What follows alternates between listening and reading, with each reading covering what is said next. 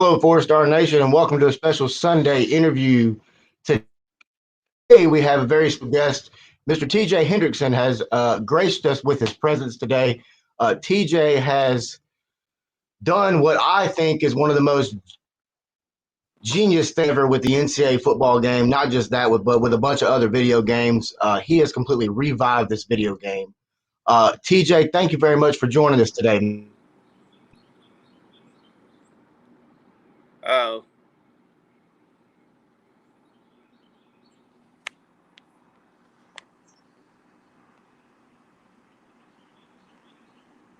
Oh, TJ, talk a little bit about what inspired you to bring this video game back to life.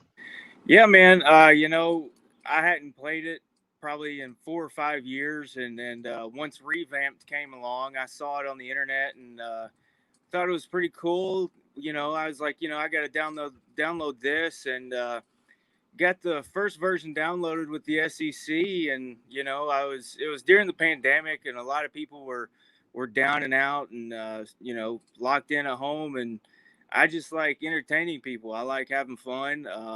So I just thought up of a silly storyline with the dynasty of Coach McDagger, and I completely made the name up, completely made the story up, and I didn't think it'd take off, but it sure did. Yeah. Let me ask you this. I'm a big wrestling fan. So when it comes to booking and storytelling, did you have the idea of Coach McDagger at the very end? You just built toward it, you just create it and then build as you went. So I didn't hear anything you said there. Your mic or mine Oh, is very staticky. So my question, can you hear me now? no, it's still. I heard it before we went live, and then it just started stuttering. All right. My question is There you gave you the idea? Okay, what gave you the idea of Coach McDagger, and what inspired you to bring him into the game? I cannot. Ah, I hate this is happening to us, man. I cannot hear. All right. Can you hear me now, or we're still having technical difficulties, aren't we? No, I can hear you now, but then as soon as you start asking that question, it just starts stuttering. Okay. My question is, what motivated you to bring Coach McDagger in the game, and what was your inspiration for him as a coach? There you go. All right. So my motivation, honestly, was just to like see how it would go. Like I said, people were in the pandemic, and the group was starting to um, not die down, but the group on Facebook was just it was kind of mellow. A lot of people were down, and I just wanted to have fun with it. I'm 32 years old. I have 3 kids. I'm active duty military, and this game has me out here being a 8-year-old kid again. And that's the thing with me. A lot of people, at the start were messaging me and cussing me out or saying I'm a low life or have no life.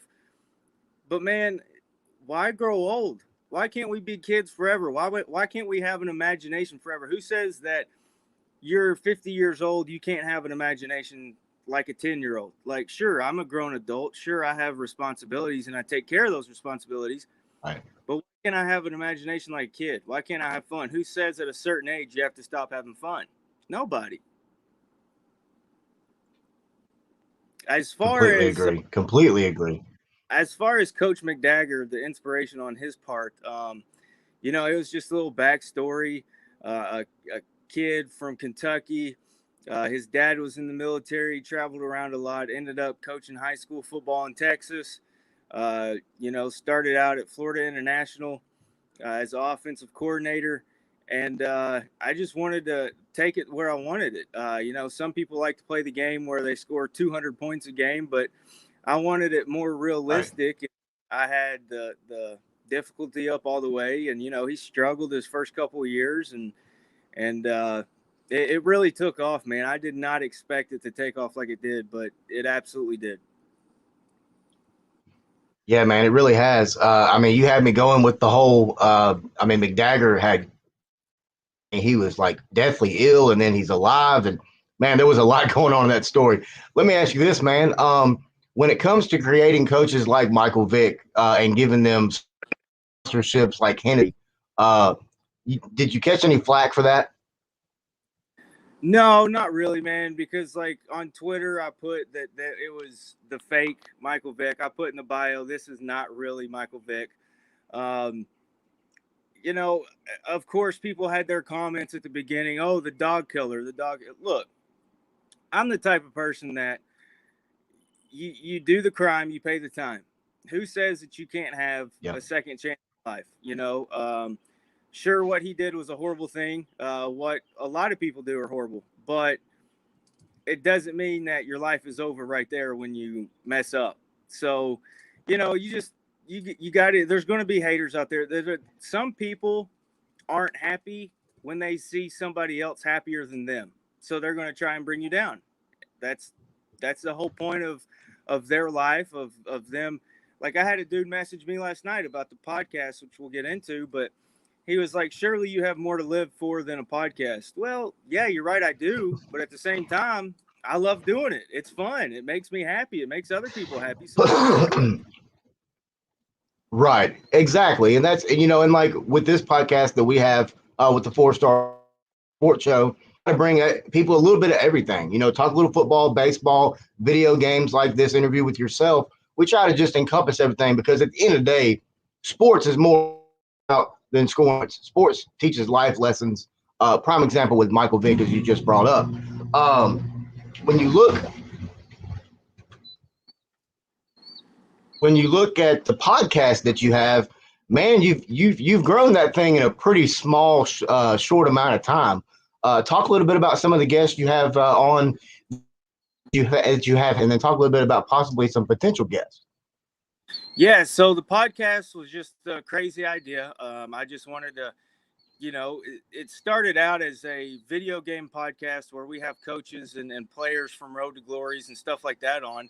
Um, but it sort of grew to a wider margin.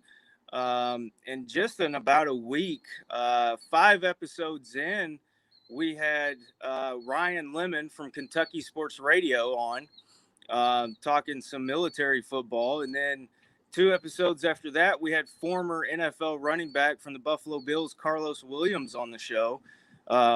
He talks about how it was being a college athlete and a pro athlete, told some awesome stories. And in the future, we're going to have ESPN analyst Cole Kublik on. I've also got a couple other guys lined up who are currently Division One football players that I'm going to leak out here soon. But yeah, man, like within 2 weeks, we've got almost 1,000 views or listens on Spotify and Apple Podcast, and it's really grown into something for the group, and it's something to keep the group going. If you had a hard day at work, you just turn it on and listen to some football talk. Yeah, most definitely. TJ, give our fans the name of the page, and I'm sorry, the name of the show, and how to find it on the podcast. Yeah, for sure. So the podcast show is NCAA Dynasty Talk. You can find it on Spotify. Look it up. You can do a search. NCAA Dynasty Talk.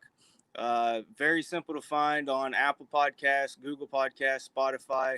And again, Spotify is completely free. This is a completely free podcast. I'm not making any money off of it, so you don't have to pay a single dime to listen to it.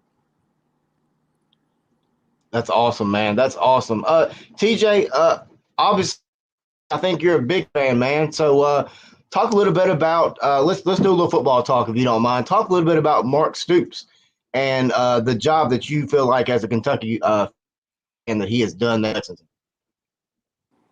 Yeah, for sure. I've always been a Kentucky fan in every sport. Me and my son and my daughters go to a lot of games. it was hard being a Kentucky fan growing up. We always had those 2-10 seasons. We had a couple good years with Rich Brooks. Then we had Joker Phillips come in, and he just absolutely decimated the program from what Rich Brooks brought it up to, the little bit that he had. And Mark Stoops, I mean, this is the first time since 2010 that two defensive tackles from Kentucky have been drafted in the same draft. This is the first time since 2001, I believe, that a player from Kentucky has been taken in the first and second round draft in back-to-back drafts. So, the talent that Mark Stoops is bringing in, they may not be the 5 stars, but that staff knows how to develop the 3 and the 4 stars. I mean, you look last year, Josh Allen, not the quarterback, the defensive defense or the linebacker from Kentucky. He was a 2-star coming out of high school. He was a 2-star. Nobody wanted him. Freshman year, he showed up, and one of the players thought he was a wide receiver because he was 6'4", 180 pounds. Fast forward 5 years, Yeah. He's the number 7 overall draft pick at 6'4", 245 pounds. So they developed those guys very good, and we'll never be on the top, but we're definitely competitive. We're not your grandpa's Kentucky anymore. Yeah, very, very true. I mean, me personally, I'm a Memphis Tiger fan. I was born and raised in Memphis, Tennessee. Now I'm living over in Arkansas, and my wife's an Arkansas fan. So there's a little bit of house divided there. You're not married to a Louisville fan, are you? No. Okay, yeah. But yeah, man. And then let's talk a bit about basketball. Of course, John Calipari is your coach. John Calipari is an amazing coach. Talk a little bit about the struggles that y'all had this season. Yeah, man. We had number 1 recruiting class come in. Of course, every season in Kentucky, it's championship or bust. It's hyped. The players are hyped up. But we didn't get that this year because of COVID. We didn't get the practices through, June, July, August that we usually would. We didn't get the preseason tournaments like going to the Bahamas, playing some schools just to get things going and get some chemistry going. We didn't have that this year. So we literally had to throw the ball out onto the court and say, here you go play. And as you saw with teams that do that with one and dones, it didn't work out so well. Kentucky, Duke, I mean, Michigan State struggled. Kansas struggled there a little bit. So, I think that's going to change the entire landscape of college basketball. And I can definitely see teams going away from stacking up with 4 or 5 one and dones, and they're going to start hitting the transfer portal more. Yeah, I completely agree, man. Another thing with this COVID and this transfer portal and everything, these didn't get a chance to fully evaluate these kids before they got them on campus.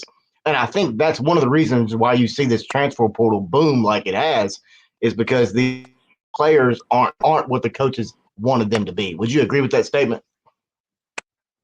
Oh, yeah, absolutely. You go out and get you a transfer, you kind of know what you're getting because they've been doing it for 2 or 3 years, even 4 years if they're a grad transfer. These high school kids, they've been doing it against kids who are 5'8", 5'9", who aren't going to go anywhere with sports.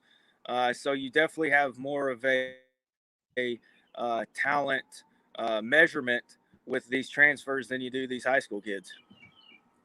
Most definitely. Once again, we've got TJ Hendrickson on with us today. Been a great 15-minute interview with us, TJ. Thank you very much for joining the 4-Star Sports Show today to give us a little insight into your podcast and also everything that you've done with the NCAA football game.